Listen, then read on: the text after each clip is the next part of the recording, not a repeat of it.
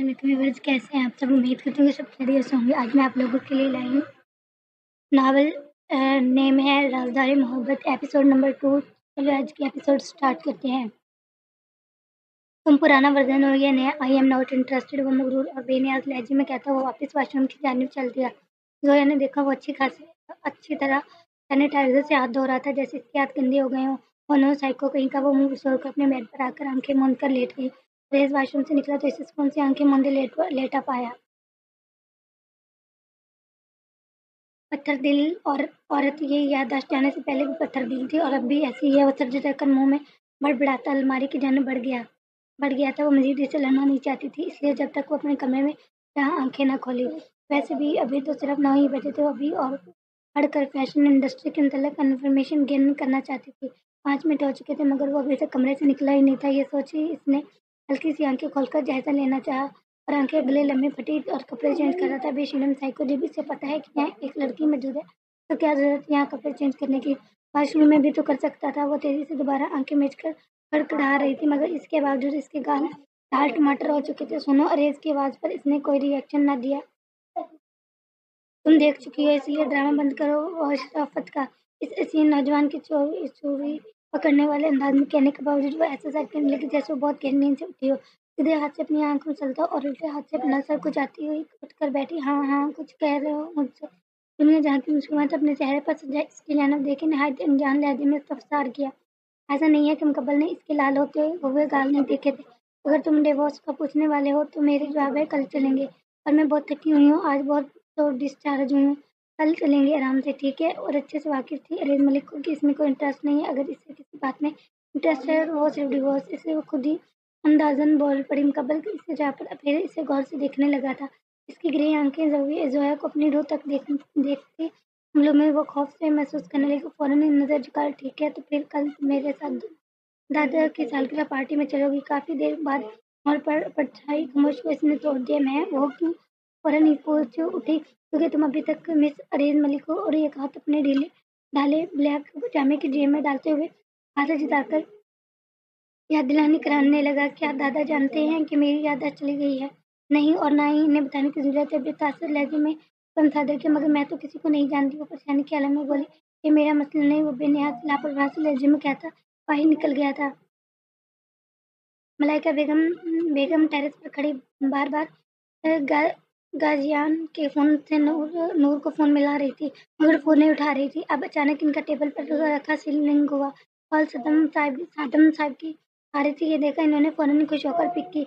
रस्मी सलाम दुआ के बाद वो असल मौजू पर आ गए थे। मुझे आपसे की बेटी बहुत पसंद आई, बिल्कुल आपकी तरह खूबसूरत और गुलाब की सी। सफेद कपड़ों में तो परी जैसी लग रही थी। सफेद कपड़े मलाइका बेगम पहले तो खुशी खुशी सादम साहब से नूर की तारीफें सुनती रही, लेकिन जब इन्होंने ये बताया कि वो सफेद कपड़े में पहनी हुई थी तो खासा हैरान हुई, क्योंकि वो अच्छे से जानती थी इसे सफेद रंग शदीद नापसंद है। तो मैं समझूं कि आपको मेरी बेटी पसंद आ गई और शादी की बात आगे चलाई जाए। अपनी चौकट से निकलने के बाद असल मौजू पर आ गई थी। तेजी से सदम साहब जैसे मोटे मुर्गे को वह हाथ से जाने नहीं देना चाहती थी। जी बिल्कुल, यही बताने के लिए मैंने आपको कॉल की। देखिए सदम साहब, ये लेन देन की बात पहले ही हो जाए तो अच्छा रहेगा। मैं नहीं जानती हमारे दरमियान बाद में कोई मसला हो।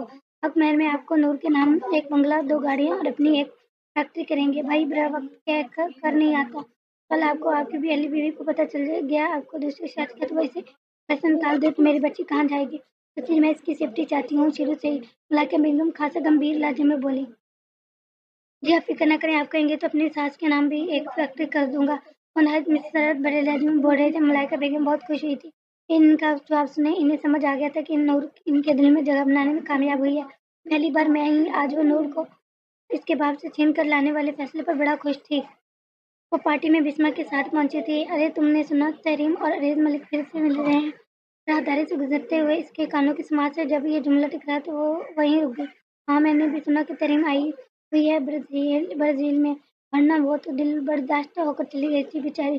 दूसरी औरत फौरन ही बोली, ये जोया ही है चुड़ैल, लालची कहीं की। वो 2 मोहब्बत करने वालों को अलग कर दिया इसने। पहली औरत ने मुंह बसोर कर कहने लगी, अरे आस्ता बोलो, वो सुन लेगी। दूसरी औरत डरने वाले अंदाज में ही होले से गोया हुई, जबकि इनकी बातों की आवाजें जोया को कानों तक रसाई हासिल करने कर चुकी थी। तो सुन ले, मैं क्या डरती हूँ इससे? अरीज मलिक खुद से इसे तलाक देने वाला है, सबको पता है। मुखार औरत कहीं की। बिला को पहले से ज्यादा ऊंची आवाज से करके बोली, जैसे दास्तां तौर पर जोया को सुना रही हो। तुम इनकी बातें दिल पर मत लेना जोया। इन्हें नहीं पता तुम्हारा और तुम्हारे शौहर के दरमियान के तल्लुकात कैसे हैं। मुझे यकीन है सब कुछ इतना बुरा नहीं होगा जितना लोगों के दरमियान फैला हुआ है। वरना 3 साल से ना होते तुम्हारी शादी को बिस्मा इसके कंधे पर नरमी से हाथ रख कर समझाते हुए गोया हुई, ताकि वो बुरा ना मनाए। मैं भला क्यों दिल पे लेने लगी अजनबियों की बातों को जिनसे मेरा कोई लेन देन ही नहीं। वो लापरवाही से बोली तो बिस्मा मुस्कुरा दी। वैसे क्या तुम मुझे बता सकती हो मैं कैसी इंसान थी? जितना वो लोगों से अपने बारे में सुन रही थी, इतना ही इसे अपने मुतालिक जानने में दिलचस्पी पैदा हो रहा था। आखिर वो किस शख्सियत की मालिक थी, किस तरह का किरदार था इसका? वो इसने क्या किया था जो लोग इसके पीछे इतनी बुराइयां करते फिर रहे हैं? मैंने तुम्हें कुछ माह पहले जी ज्वाइन किया था, जो तो मैंने तुम्हारे बारे में ज़्यादा नहीं जानती और ना ही तुम मुझसे अपनी पर्सनल लाइफ डिस्कस किया करती थी।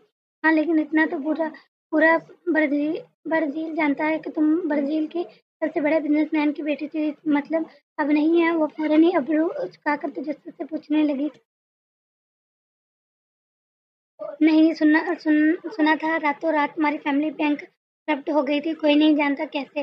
और मेरे वालिदैन, इनका क्या मतलब? वालिदैन का इंतकाल तो तुम्हारे बचपन में ही हो गया था और तुम और तुम्हारे ताया की बेटी मुकद्दस दादा के साथ रहते थे और तुम्हारा दादा और दम बर्दाश्त नहीं कर सके और इन्हें हार्ट अटैक आ गया और वो इसी में चल बसे।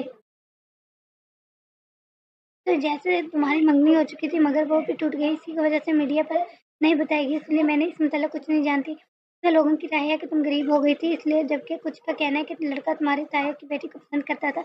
अब पता नहीं कितना सच है और कितना झूठ। आखिर जुमले पर वो ला इल्मी में कंधे उचकाए हुए फीकी सी मुस्कुराहट होंठों पर सजाए बोली, ओहो तुम मेरे ताया की बेटी कहाँ है? जोया ब्राजील के सबसे ऊंचे खानदान से तलक रखती थी, जिनका सिक्का बोलता था। पूरे ब्राजील में वो नहायती हसीन और खूबसूरत शहजादी थी, जिसकी तस्वीरें अक्सर मैगजीन और न्यूज़पेपर्स की जीनत बना करती। ब्राज़ील के हर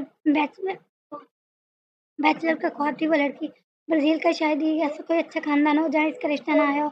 फिर अचानक इनका पूरा कारोबार रातों रात तबाह हो गया। लोगों ने इसकी शहज़ादी के ज़वाल की दास्तान देखी, बहुत से जलने वाले बड़े खुश हुए थे इसकी इस हालत से। इन्हें तो अब मौका मिलने वाला था इसे तकलीफ पहुँचाने का, अज़ियत देने का, अपनी हसद की आग में जलाने का। इस लड़की के पास कोई साहिबान नहीं था जो इसकी मदद करता।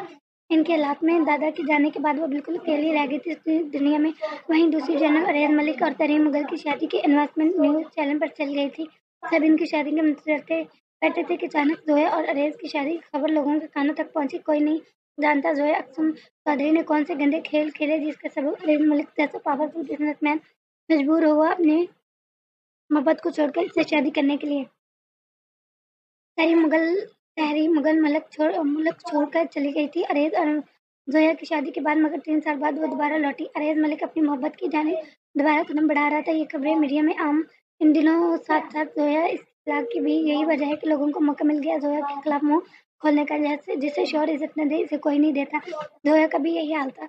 लोग इसे मिस अरेज मलिक होने के बावजूद इज्जत नहीं देते थे, इसका एहतराम नहीं करते थे, बल्कि उल्टा इसे बुरा भला कहते। सेलिब्रिटी है इसका मलिक, पेंटेस्ट मुकद्दस एक बहुत बड़ी मोहब्बत और बैरून मुल्क आना जाना होता रहता है। न्यूज़ में सुनती हूँ मगर इससे ज़्यादा नहीं पता। मुझे बिस्मा के कहते ही वो सोचे में डूबी। जोया सोचने लगी थी कि अगर इसके कज़न हैं तो फिर वो इसे पूछने क्यों नहीं आई इतने दिनों में। बिस्मा की निगाह मुसलसल इधर-उधर घूम रही थी और फिर एक चेहरे पर जाकर मंजमद हुई। जोया इसे मुँह बसुरते हुए देखकर इसकी नज़रों का तअक्कुब करते हुए इस चेहरे को देखने लगी और दुनिया और नया चेहरा था इसके लिए। कौन है वो लड़की जिसे तुम इतने बुरे-बुरे मुँह बनाकर देख रही हो? जोया फौरन ही तजस्सुस से पूछने लगी, आपको याद नहीं होगा लेकिन ये लुबड़ी है अंजेला मुगल, करीम की छोटी कज़न। पता है पिछली बार पार्टी में जिसने आपको स्मोकिंग पॉल में गिरा दिया था। बिस्मा की बात सुने अब इसके सामने खड़ी लड़की को जोया ने सकता आँख बगोर देखा। वो अंजीला नामी लड़की व्हाइट कलर की कलर वाली शर्ट पर ब्लैक कोट और ब्लैक पैंट पहने हुई थी। बाल खुले हुए, होंठों पर डार्क लाल रंग की लिपस्टिक चमक रही थी, कानों में लंबे लंबे सिल्वर इयरिंग। चेहरा देखने से बहुत ही शार्प था इसका। जोया की नजरों की तापिश से शायद इसने महसूस कर लिया, इसलिए इसकी जानिब तंजीया मुस्कुराती हुई आने लगी तो अरेज ने इसे कुछ कहा नहीं। आखिर उसने इसकी बीवी को पानी में फेंका था सबके सामने। वो सामने से आती अंजीला पर नजरें जमाए बिस्मा से सुसाद करने लगी। वह तरीम मुगल की कज़न है। बिस्मा का लचकदार रोमांचदार महज लहजे में दिया जवाब इसे हैरान कर गया। कज़न के लफ्ज़ में इसने खासा जोर दिया। और तो मेरा शौहर तरीम के साथ साथ इसके पालतू कुत्तों का भी कुत्ता है। इसने अपने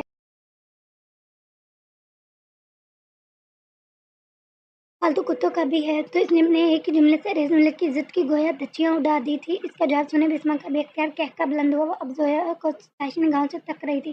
बिस्मा को समझ आ गया था कुछ बात तो थी जोया अक्सम चौधरी में। तभी 3 साल से अरेज मलिक जैसे शख्स के साथ टिकी हुई थी। इस बात पर इतना हंसा जा रहा है। अंजीला ने आते ही तिरछी निगाहों से बिस्मा को तकते हुए सख्त लहजे में सुधार के इसका कड़क लहजा जोया तक तो नागवार गुजरा था। क्यों तुम्हारी इजाजत लेकर हंसेंगे अब हम?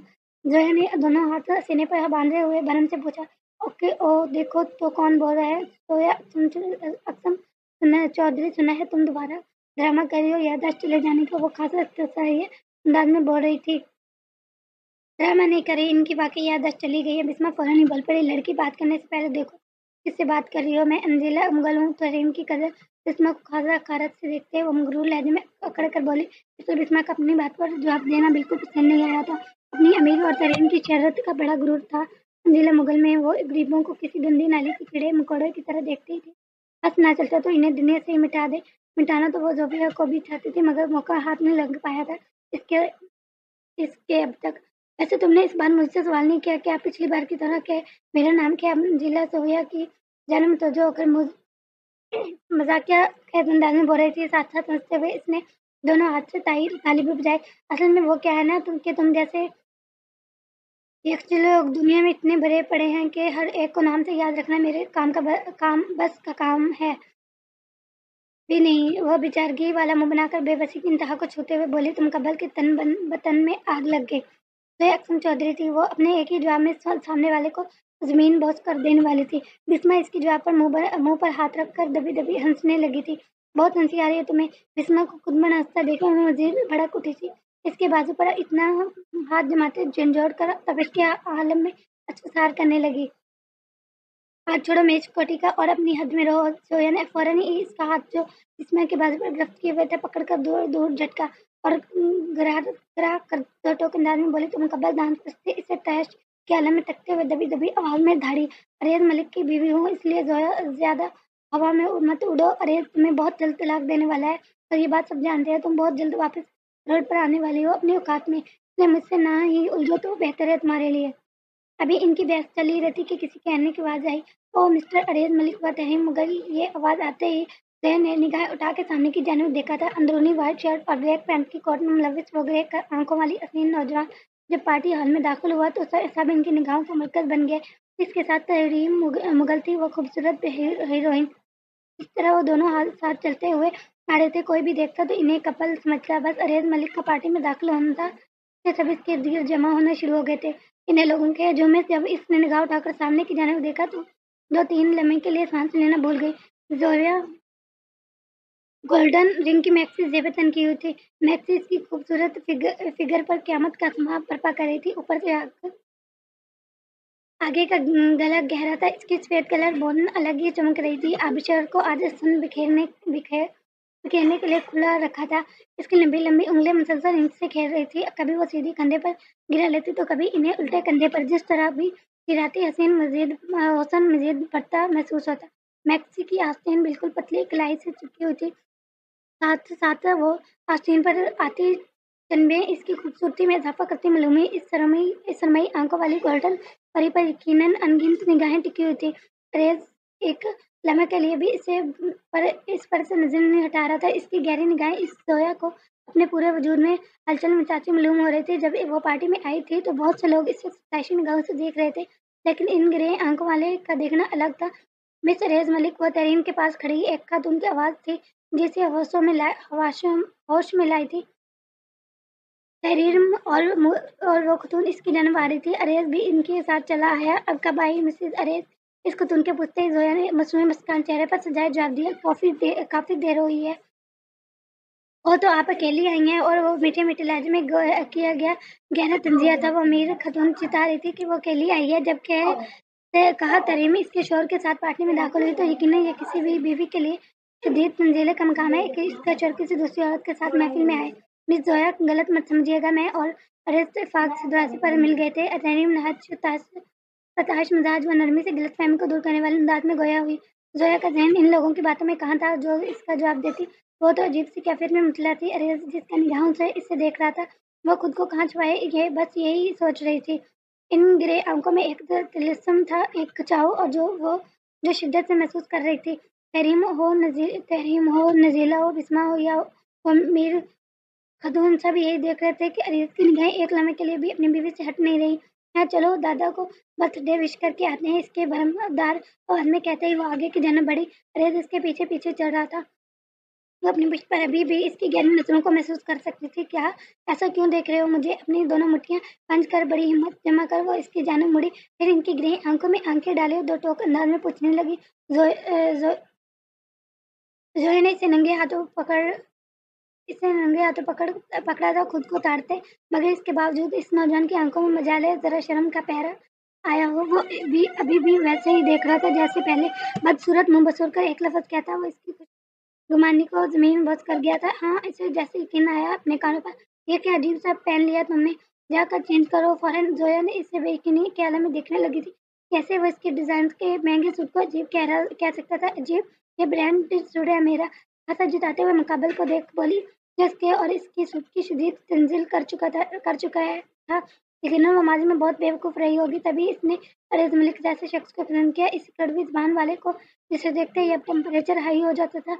इसकी बातें उफ, यकीनन इस ब्लड प्रेशर का मरीज बनाकर छोड़ेगी। मैंने कहा ना, चेंज करो जाकर। इस बार इसके बाद में सख्ती आ गई थी। और मैं भूलूं कैसे गई तुम्हारी आंखों में तो सिवाय तेरी बीबी के कोई जचता ही नहीं, इसलिए मैं कुछ भी पहनूंगी तुम्हें अजीब ही लगेगा। फिलहाल तुम्हें अच्छा लगता है या बुरा, इट्स नॉट माई प्रॉब्लम। अभी और तंजिया मुस्कुराहट होंठों के किनारों पर सजाए बेनियाज मगरूर अंदाज में कहती पलट कर चल दी। मिस अरेज मलिक, तुम जानती नहीं हो, वो काम कभी नहीं हो सकता जो मैं नहीं चाहूंगा। ना चाहूं। पीछे से आने वाली रोबोदार आवाज वक्त ही लहजे पर इसके आगे कदम सजा खुद रुके। मुझे जरूरत भी नहीं है जानने की क्यों जो मैं न कहती हूँ वो कह रहते हैं। अगर एक तरफ आग थी तो दूसरी जन्म शोले। वो चैलेंज के लहजे पर वो पूरा समाधान कहती, नाक से मक्खी उड़ाते हुए मुड़ी। देखते ही कहने को फिक्र दो लफ्ज, मगर वो अपने अंदाज बहुत से मैंने कुछ मिटे हुए था। जो वो कह चुका था कि इसकी बात टाली नहीं जा सकती, तो मतलब टाली नहीं जा सकती। ये बात पूरी दुनिया जानती थी सिवाय इसकी नादान बीवी के। वो अपनी शानदार अंदाज में चलता हुआ इसके साथ लिफ्ट में दाखिल हुआ।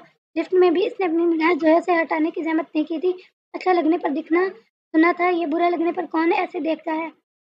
इसने अपने बालों को सेट करने की नीयत से अपनी लंबी उंगलियां बालों में पेशानी से डालकर पीछे की जानब ले जाते हाथों को हल्का सा अड़े जानब दे रखा ताकि वो सीधे कंधे पर आन गिरे। बांधे क्यों नहीं लेती जब इतना तंग करें तो? अरेज के चड़चड़े से अंदाज में कहते ही जोया ने खा जाने वाली निगाहों से इसे घूरा। इसे साइको को तो मेरी हर चीज से ही प्रॉब्लम है, तो दिल ही दिल कड़कड़ाने लगी। यकीनन वो बहुत अजीम और सब्र वाली औरत ही रही होगी माजी में, तभी इसी साइको को इसने 3 साल बर्दाश्त किया था, जिसे वो अब 1 मिनट भी बर्दाश्त नहीं कर पा रही थी। अभी वो यही सोच रही थी कि डंक करके आवाज आई और लिफ्ट रुक गई। दूसरी मंजिल पर पहुंच चुकी थी। वो दोनों साथ साथ चल रहे थे जब सामने से एक वेटरेस इससे टकराई और इसके हाथ में पकड़ा लाल शरबत जोया के हाथ से टेरेस पर गिर गया। तो सॉरी मैम, वो वेटरेस हड़बड़ाकर माजरत तलब करने लगी, जबकि जोया ने फौरन पलट कर अपने बराबर में खड़े अरेज की जानब गिराते हुए देखा। तुमने खराब करवाया है ना मेरा डेथ? वो सवाल ही नहीं था, वो बता रही थी कि वो जानती है कि इसका कारनामा है ये। रूम नंबर 307, कपड़े चेंज करके आओ, दादा को साथ विश करेंगे। वो कमरे की चाबी इसकी जानब बढ़ाते हुए बेतासुर लहजे हुक्माना अंदाज में गोया हुआ। वो जोया को चेहरा देखकर रह गई। शिद्दत इस दिल का चाहा कि सामने खड़े शख्स से मुंह नोच ले जिसने इसका इतना खूबसूरत ड्रेस खराब करा दिया था। मरता क्या था मरता क्या ना करता। पार्टी में इन खराब कपड़ों से तो जाने से रही, अब अपने दादों को खुश करने, इसलिए इसके हाथ से चिपकने वाले अंदाज में गुस्से से चाबी लेकर रूम नंबर 307 को ढूंढती हुई आगे बढ़ी। Good work. बस जोया के वहां से जाने की देर थी कि इसने सामने खड़ी वेटरेस को शाबाश दी। Thank you sir. वो अरेज के खूबसूरत चेहरे को देखकर पब्लिश करती हुई चली गई। ये ड्रेस और वो कितनी अजीब सी लग रही हो मैं इसमें। जरूर ये अरेज मलिक चाहता ही नहीं कि इसकी तरह से ज्यादा कोई खूबसूरत लगे पार्टी में, इसलिए मेरे इतने खूबसूरत ड्रेस से खराब कर दी। जल तड़े जल तड़े ने रूम में ही इसके लिए पहले से ही एक सूट रखा हुआ मिला है इसे। डार्क नीले रंग की सादा ढीली सी कलर वाली कुर्ती और सफेद लंबे पांचों वाले पजामा जेब तन करने के बाद इसने आईने में अपना जायजा लिया तो बेअख्तियार मुंह बसोड़कर बोल पड़ी, कुर्ती कितनी ढीली थी कि इसमें इस जैसे सीन आ सकती थी। इसे देखने वाले को यकीन यही गुमान होगा कि बोरी में मिली उछल उछल कर आ रही है। कमरे में इसे एक सूट के अलावा और कोई सूट नहीं मिला था जो वो चेंज कर लेती। वो चेंज करके बाहर आई थी। इसे सीन नौजवान को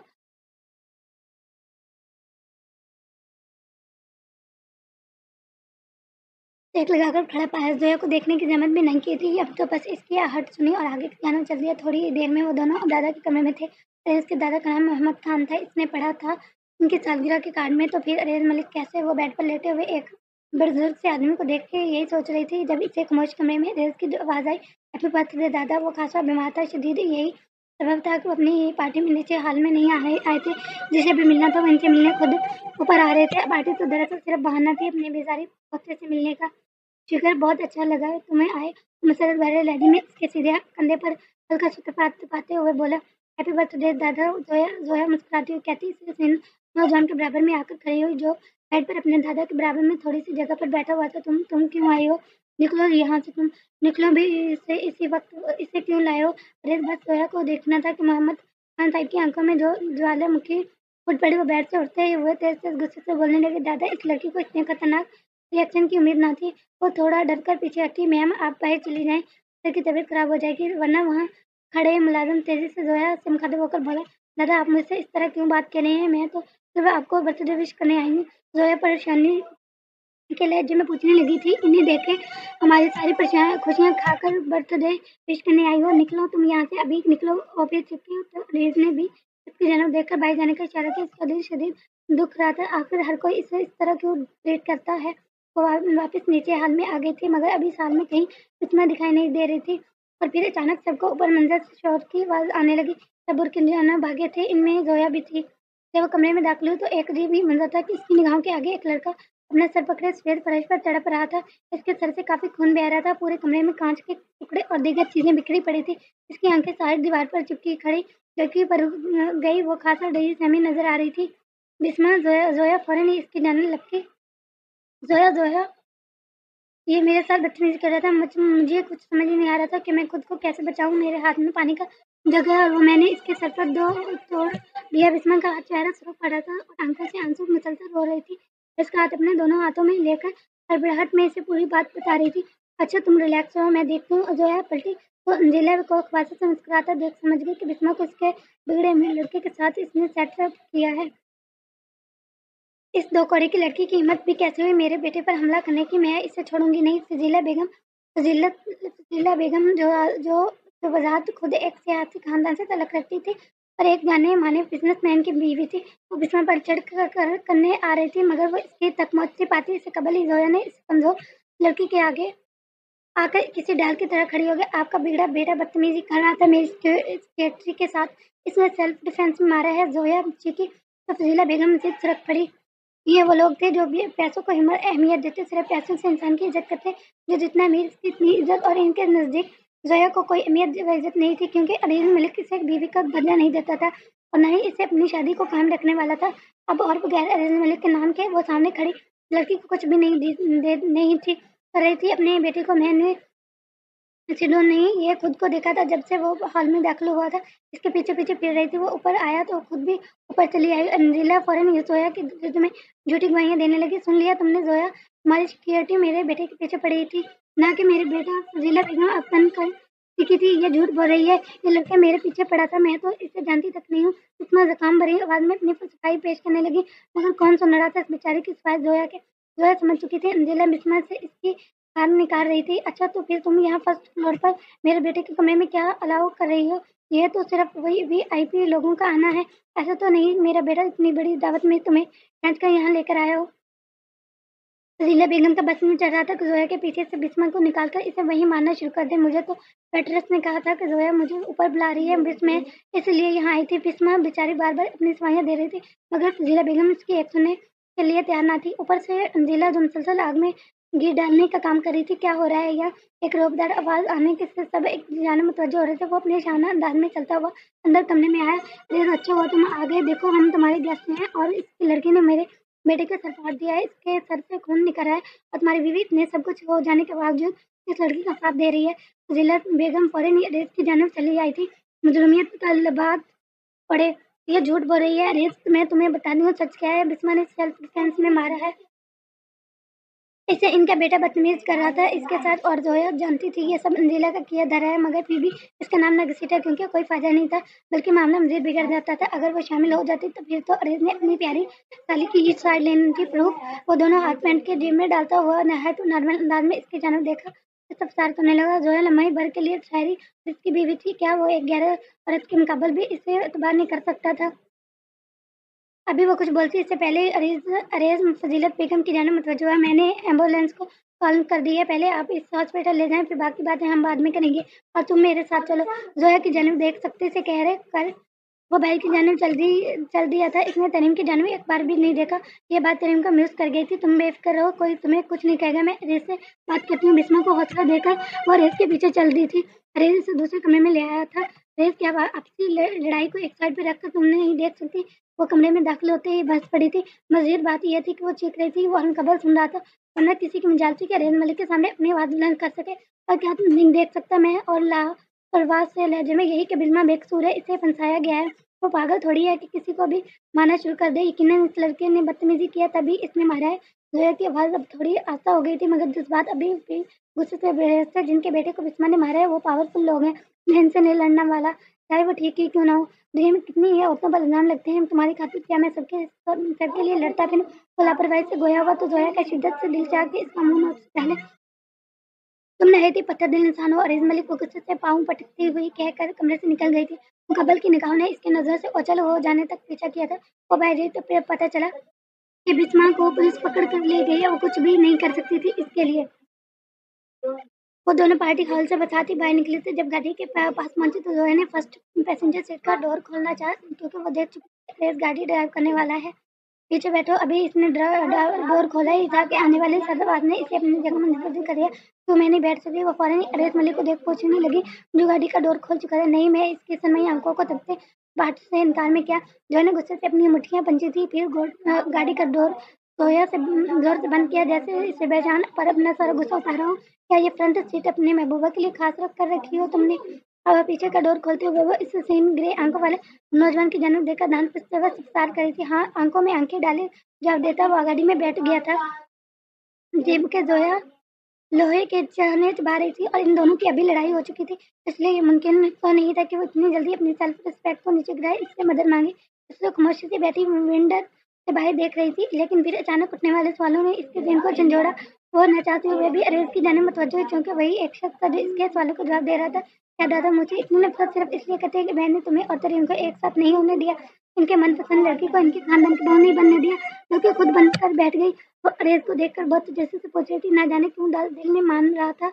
वजह सिर्फ इतनी सी है, लग रहा था कि जैसे वो कोई बहुत बड़ी है जिसके सब वो इतनी नफरत करती हैं, इसे देखना तक नहीं चाहते। इसके सवाल पर अरेज ने बेगम बैक व्यू मिरर से इसकी जानिब देखा। क्या तुमने गौर नहीं किया था शायद तुम्हारी सिक्योरिटी के कोई भी तुम्हें पूछने नहीं आया हॉस्पिटल में। इसे तुम खुद अंदाजा लगा सकती हो कि किस शख्सियत की मालिक रही हो तुम माजी में।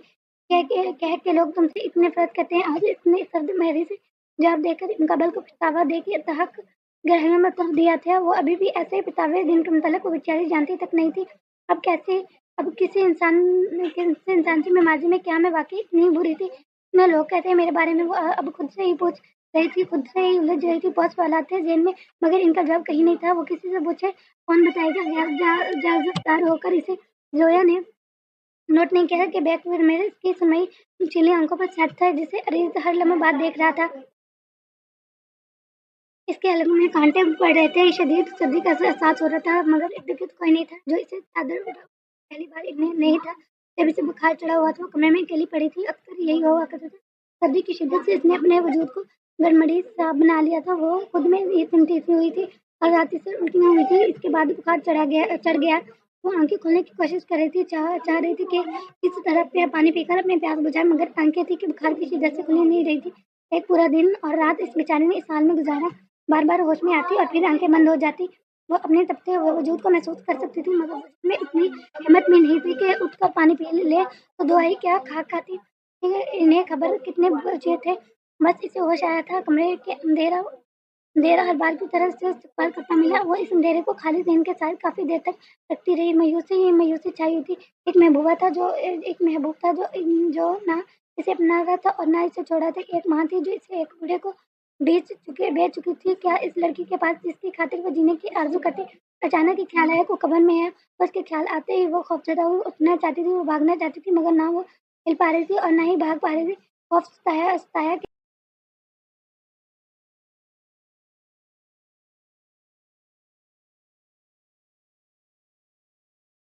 करीब आगे बिच्छू की शक्ल में इसके करीब आगे वो तो क्या करेगी। अचानक जिस्म पे लगने वाली सर्दी गर्मी की शिद्दत में बदलती महसूस हुई। उसका जिस्म पसीना हो रहा था। अलियान ने जिस जिस्म के इसे कुछ हुआ था वो जलता महसूस हुआ। बाबा पर चाय वो चिंती हुई थी और अंधेरे में कमरे से निकल कर भागने लगी। इसका ज़हन काम नहीं कर रहा था। मैं मेन दरवाज़ा खोलकर जब बाहर निकली तब जाके टेरेस पे लगी बल्ब की सफ़ेद रोशनी इसकी आंखों से टकराई जिसमें इसकी आंखें चंदिया गई थी। वो ठहर गई। मुझसे गलती हो गई। मैं निकलना चाहती हूँ। मुझे रास्ता नहीं मिल रहा है। मुझे निकाले। मुझे यूँ मत चिल्लाएं। मुझे निकालो या अल्लाह मुझे निकालो। वो बेहोशी के आलम में खौफ और दहशत की शिद्दत से अभी भी चीख रही थी। वो चीख जरूर रही थी मगर भाग नहीं रही थी। अब वो रोशनी जैसे ठहरस दे रही थी। कोई मददगार मालूम हो रही थी। 2 मिनट बाद जब इसने आँख खोलकर ठीक तरह देखा तो वो अपने घर के बाहर हिस्से में खड़ी थी। वो गहरी सांस लेती दरवाजे से ही लग कर नीचे बैठती चली गई। इसका चेहरा अभी भी पसीनों से चुरबुर हो रहा था। काफी देर तक वो वहां बैठकर रोती रही। अपने माल का खुद ही हिसाब हिसाब किताब करती रही। पहले पहले दिल को एक आसी एक तसल्ली कि हम निकाह करेंगे और सब ठीक हो जाएगा। मगर अब क्या निकाह तो क्या किया नहीं करने वाले तो फिर किसको धोखा दे रही थी। खुद को हाँ खुद को ही धोखा दे रही थी। वो अब तो कुछ भी बाकी ना रहा था। इसलिए जो किया वो किसी खाते का गया ये सोच इसके हाथ पाँव दर्दने लगे। इसने ज़िना किया था निकाह के लालच में। एक बार फिर अब एक बार नहीं बार-बार किया था इसने। इसका लालच ले डूबा था। मोहब्बत पाने का लालच, ज़िंदगी भर की खुशियों का लालच, इस शख्स की जायज़ जायज़ जायज़ बनने का लालच। कहानियों की हीरोइन तो नेक व शरीफ हुआ करती हैं। वो तो बद थी। बदों की कहानियाँ कौन लिखा करता है। इनकी कहानियाँ नहीं होती। इनके सिर्फ सबक और मौजूदा अफसाने होते हैं। वो किसी को सबक सिखाने वाला अफसाने नहीं बनना चाहती थी। वो निशाने इबरत नहीं बनना चाहती थी। वो कहानी बनना चाहती थी। वो कहानी जिससे लोग जीने की चाह रखें ना कि वो जिससे लोग पढ़ें और खुदा की पनाह मांगे। आलियान की अचानक मंगनी इसने इसे रंगीन और खुश फहमियों की दुनिया से निकाल के बाहर फेंका था। जिसके बाद इससे जो इससे दुनिया नजर आ रही थी वो नहायत खौफनाक थी। सांप और बिच्छू से भरी, आग के शोलों से भरी। वो तड़प रही थी, रो रही थी, बिलख रही थी। इसे दहशत हो रही थी वो खुद से, इस आग से जो इसने महसूस की, इस अंधेरे से जो इसके इर्द गिर्द फैला हुआ था, जिससे सिर्फ वो देख सकती थी और महसूस कर सकती थी। वो कितनी ही देर वहां रोती रही, कितनी देर तड़पती रही, कोई हिसाब नहीं। बड़ी मुश्किल से अपने वजूद में हिम्मत जमा करी वो उठी। इसके पाँव लहज रहे थे बुखार की शिद्दत से। इसने दरवाज़ा लॉक किया और लॉन्च की सारी लाइटें ऑन कर दी। अब इसे अंधेरे से एक अजीब सी वहशत हो रही थी जो इसने पहले कभी महसूस नहीं की थी। आस्था कदम लेती कमरे की जानिब आई। कमरे में दाखिल होते ही सबसे पहले इसने बाहर अमित को निकाला। आंखें से भी अभी भी आंसू बह रहे थे। इन्हें अपने हाथ की पुश्त से रगड़ते हुए बेड क्रॉन से टेक लगाकर आदतन के मुताबिक बैठी और पॉइंटर खोलकर लिखना शुरू कर दिया। लोग पहले फेल करते हैं, फिर लिखते हैं और पहले लिखती थी फिर फाल करती। आज भी वही यही कर रही थी। नूर ईमान आज से पहले अलियान फतेह को छोड़ देगी, चाहे वो कितनी रोए या गिड़गिड़ाए। इसके साथ के लिए वो माफ नहीं करेगी, वैसे नहीं अपनाएगी। वो नूर ईमान जो एक बात लिखते हैं वो भी बदला नहीं करती। वो अपने पत्थर पर लकीर की मानव होती है। बेड पर बेचैनी के आलम में करवटें बदलता हुआ नौजवान से जानता भी नहीं होगा कि वो दूर होगी आज इससे। हाँ अभी नहीं मिलने वाली, वैसे फैसला हो चुका था। अब वो कितना ही तड़पे नहीं मिलेगी वो इसे। कभी कभार हम खुद भी नहीं जानते कौन हमारे दिल के कितने करीब है। वो कभी भी अभी जानता था। शायद वो नाराज इसलिए आज भी ऑफिस नहीं आई। ये सोच फोन नहीं किया लेकिन इसे अब भी चैन था। देख रहा था, बेताब था, कब से करवटें बदल रहा था मगर नींद नहीं आ रही थी। आती भी कैसे, एक बार फिर बात नहीं होती इससे।